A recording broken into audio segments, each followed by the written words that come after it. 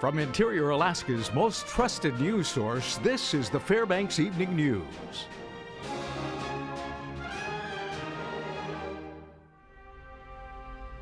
Good evening and welcome to the broadcast. I'm Daryl Clark. Sarah Dubowski is on assignment. Our top story this evening, a two-car motor vehicle collision occurred a little after 12:30 today on the corner of Steese and the Johansson.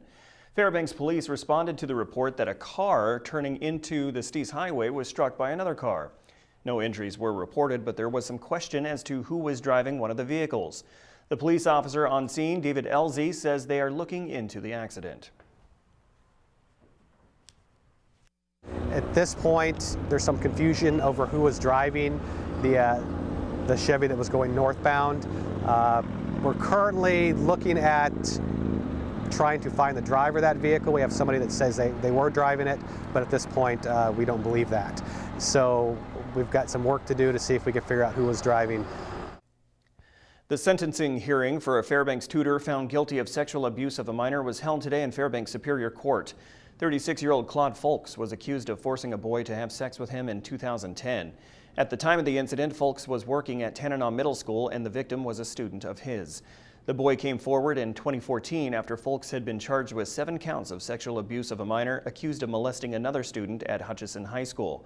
The boy said Folks offered to pay him $100 to help him move into his apartment and then assaulted him. The school district superintendent at the time, Pete Lewis, was fired by the school district for his handling of the case. Late this afternoon, Folks was sentenced to serve 35 years in prison, after which he would be on 20 years probation.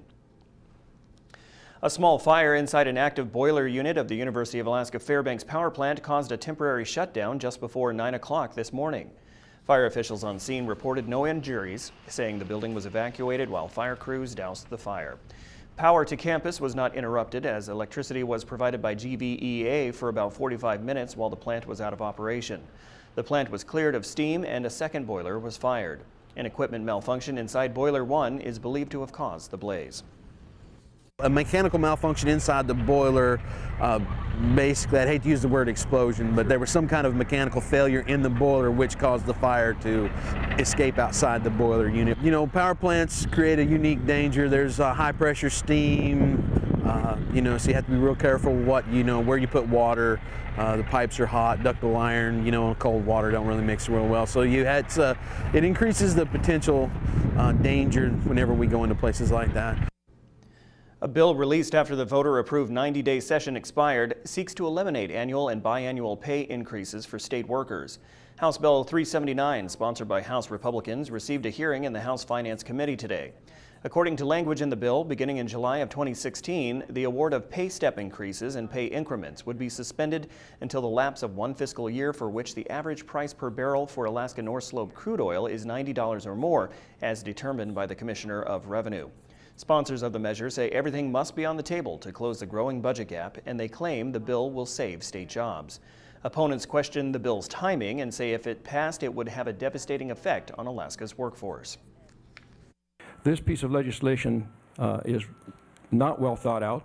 It really will not allow the state to move forward in a progressive manner to have folks in place to deliver services. It's a sensitive issue. It's an emotional issue. I know the unions are upset. I understand that. But it's not meant as a disrespect to anyone, but it is we talked about this the very first press conference we were here. Everything was on the table. Alaska Governor Bill Walker on Wednesday led a briefing with legislators requested by the House Finance Committee co-chairs on the latest version of Walker's permanent fund plan.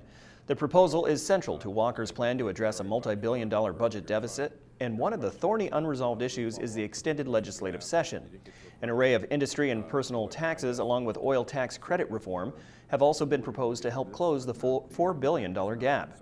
During a Q&A portion, Representative Dan Sadler, an Eagle River Republican, asked the governor if he would veto a permanent fund bill if the other revenue bills he is proposing fail to reach his desk. I'll let those certainly go through that come into play. There's no question about that. I'm not going to not let something go through that gets done. My goal is to make sure they all get through, but I'm not going to stop something going through because not everything is in line exactly. And when we come back, the 5th annual Denali Center Prom was held last night and residents showed they still have a few moves left. Also in this week's Interiortainment, Mike Schultz talks to the Fairbanks Concert Association about their Scrap Arts music concert. We'll explain that. Stay with us. Welcome back, and it is prom season in the Interior as high school juniors and seniors don formal attire and dance the night away. But it's not just those on the cusp of adulthood that enjoy the springtime and gala fashion. The 5th annual Denali Center Prom was held Wednesday night, and residents showed they still have a few moves as they dance to live music. Alaska Nanook volleyball and hockey team members joined in on the celebration. The event is extremely popular among the residents and has expanded from the activities room to include the main common area of the center, which was transformed into a Las Vegas theme. North Star Borough First Lady Billy Castle volunteers to coordinate the prom. She says a majority of Denali Center residents can't travel to places like Las Vegas. They stay inside a lot and they don't get to travel, so I feel like we brought Vegas to them. And you will, before the night's over, you can see the smiles on their faces. And we have lost a couple of our residents, even from last year, and that was their last prom. For some of these people, it's their first and last prom. So whatever we can do to make their life full, that's why we're here. Herring Auditorium will be vibrating at excessive levels this Saturday thanks to the Fairbanks Concert Association. Mike Schultz has more in this week's That's Interiortainment. When you take discarded pieces of metal and turn them into bizarre musical instruments, that's quite an achievement. This is what Scraps Art Music presents when they perform.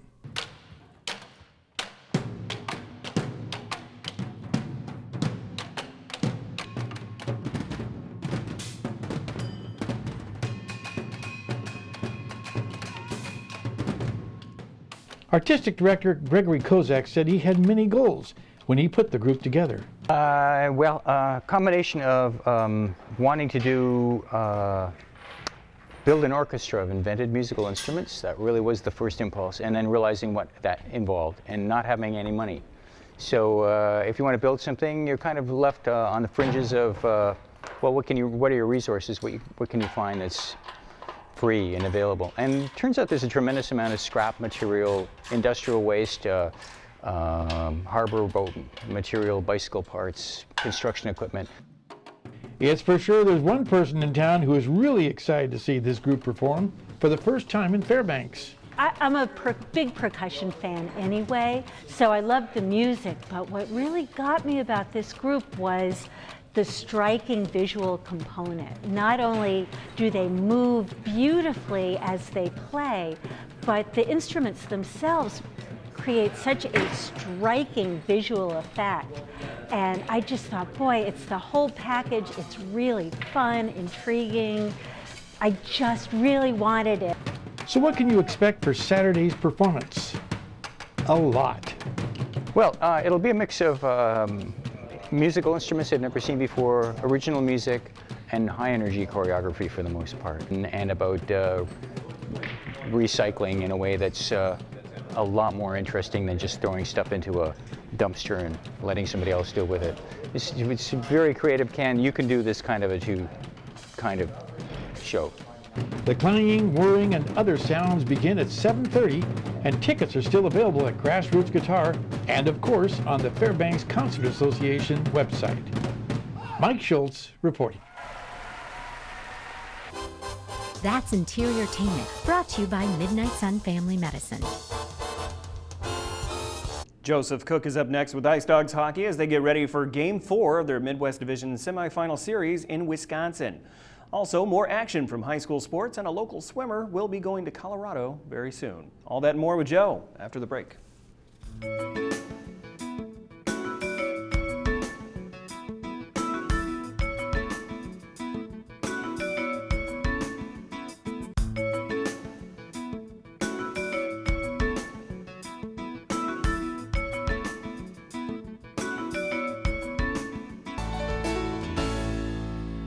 Welcome back, Interior Sports fans. Joe Cook here once again with your local Thursday Sportscast. Friday night, the Fairbanks Ice Dogs will have the chance to put a team away this Friday night in La Crosse, Wisconsin, is Game 4 of the Midwest Division semifinals Best of 5 series. They're losing game 1. Fairbanks won games 2 and 3 at home and have a 2-1 lead in this series. One more win and they will advance to the Midwest Division Finals against the Minnesota Wild or Janesville Jets. That series is tied 1-1. Back in mid-March, Fairbanks swept Cooley Region in their barn 3-2 in overtime in a 7-1 blowout. This may very well be the hardest game of the year for the Ice Dogs. Cooley showed that they can win a game, and now they will have their home crowd. But the Ice Dogs are in the right state of mind to clinch this series in Game 4. It's going to be tough. The hardest part in hockey is always putting a series away. So they're going to come out hungry. We got to be able to match their intensity on their home ice and hopefully steal a win Friday night. We seem to have a little more energy the last 2 games, especially late in the game. So that's definitely a good sign for our team. But who knows? And everybody's going to get five days rest going into the next game. So now it's about how we prepare for that next game. Think about that one on Friday. Kind of a wake-up call. Think about that one for a little bit, and bounce back the next night. But I think we did a good job bouncing back and just. Hopefully we can go down there and seal the deal on Friday night. The UAF men's basketball team continues to add some talent to next year's team. Yesterday, they announced that Najee Matlock out of Division I Montana State will be transferring in. Matlock is scouted as a scoring point guard. Matlock is from Las Vegas and was Bengali Kaba's teammate at Toano Autumn CC in Arizona. He appeared in 30 games while at Montana State, which is the same school UAF head coach McDermott led for 16 years. He'll have 1 year of eligibility with the Nanooks. Matlock joins fellow CC transfer and for Trent Molesworth, his first signees to Durham's recruiting class for 2016. Another strong interior swimmer will be going to college soon. Angie Randall of West Valley signed her national letter of intent today to swim for Colorado State Pueblo University Thunderwolves. Randall was a region champion in the 500 and 200 freestyle for West Valley. This past season, she was the state runner-up in the 500 free, 4th in the 200, and was a part of 2 relay teams that earned bronze medals at the state meet in the 200 and 400 freestyle relays. CSU Pueblo is a new program. They finished last in the RMAC after their first season last year. But Randall is looking forward to being a part of something very new. Well, I feel like they have a senior who's leaving who did the 200 and the 500, and I feel like I can help with those events because those are also their weak spots, and so I feel like I can help out there. Going to Pueblo, she could do anything, probably except for breaststroke. She's that versatile that she can go from the 50 to the 100 as a freshman to ending up doing the 200 and 500 as a senior. I mean, she's really well-rounded, and it's so good to have someone that's as well-rounded as her.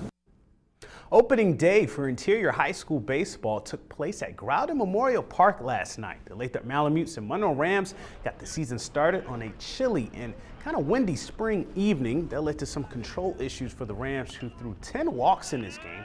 Lathrop benefited. They led 9-1 at the end of 2. Sean Trulio, he got a base knock to extend Lathrop's lead as well. Monroe did have some success in the 3rd and 4th innings, stringing together some runs, but too much fielding and scoring from the Malamutes. 3 of their pitchers combined for a 3-hitter. Vonche Woods finished the game with a bases-clearing triple.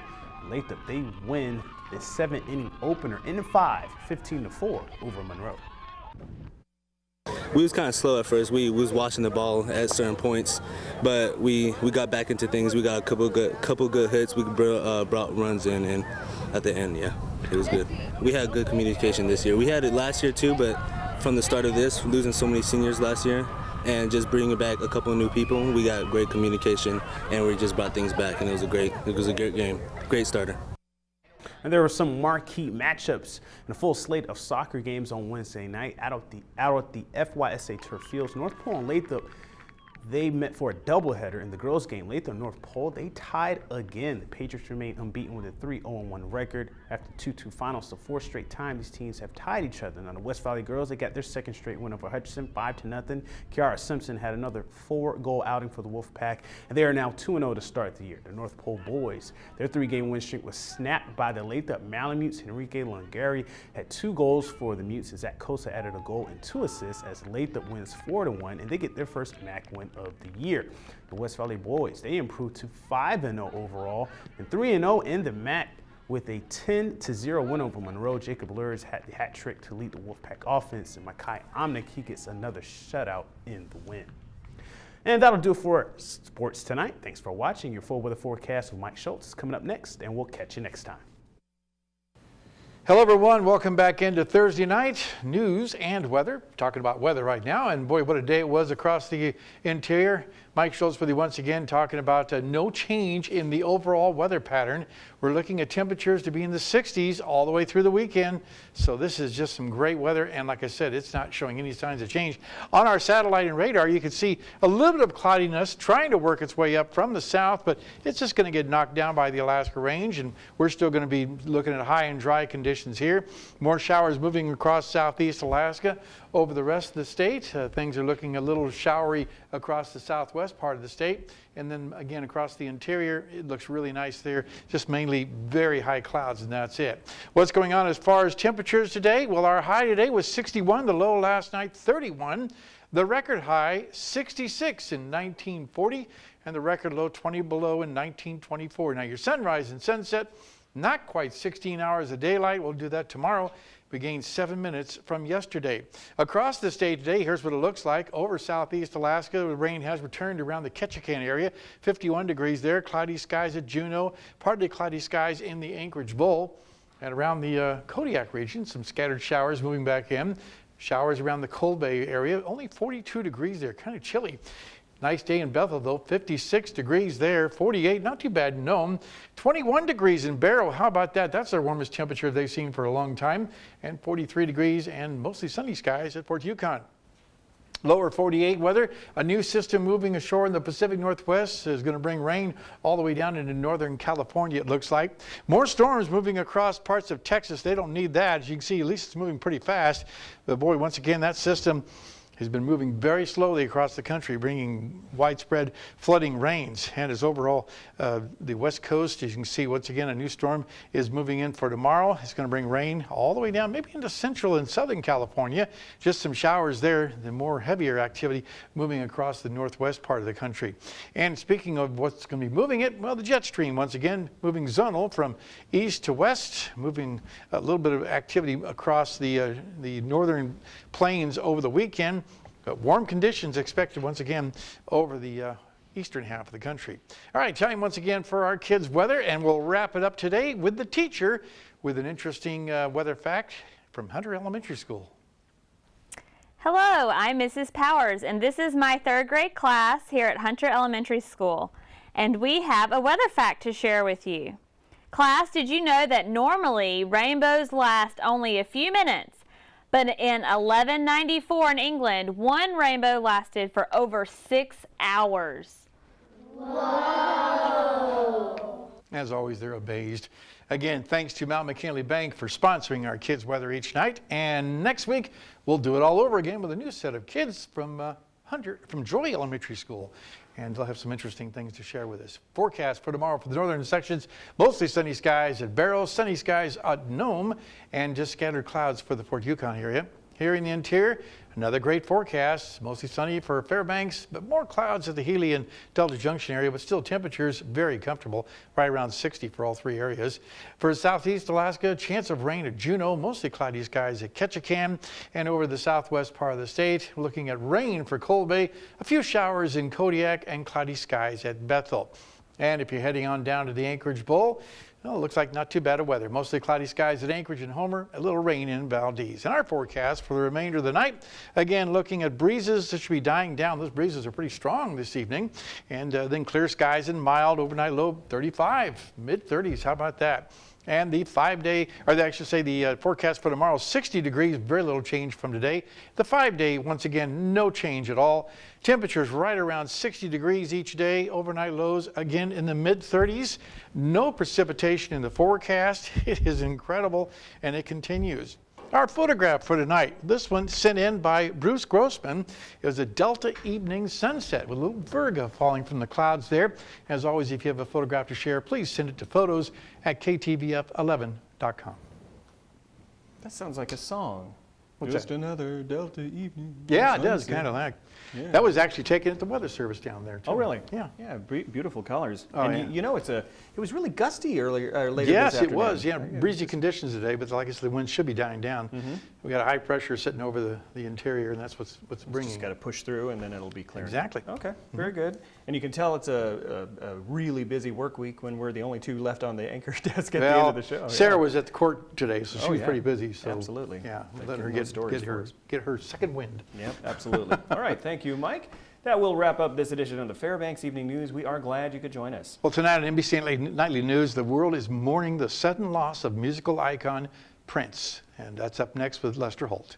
You can join us here 6 days a week at 6 and 11 or online anytime, webcenter11.com. And that will do it from all of us here at the News Center. Have a good night, everyone. We'll see you back here at 11.